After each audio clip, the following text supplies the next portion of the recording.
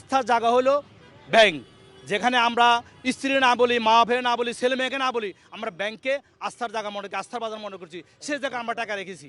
আমরা বাসা রাখলে মূর্খ নিয়ে সরে নিয়ে যাবো গা, আর আমার ব্যাংকে রেখা শিক্ষিত সরে আমাদের টাকা নিয়ে সিনেমা খেলতেছে। তো আমরা ব্যাংকের গভর্নর উপর আস্থা রাখতে পারতেছি না। উনি বারবার জবান দিয়া আমাদেরকে জবান ঠিক রাখতেছে না। কারণ আমরা এই ব্যাংকে আমাদের টাকা রেখে আমাদের ছেলে মেয়েকে লেখাপড়া করতে পারতেছি না।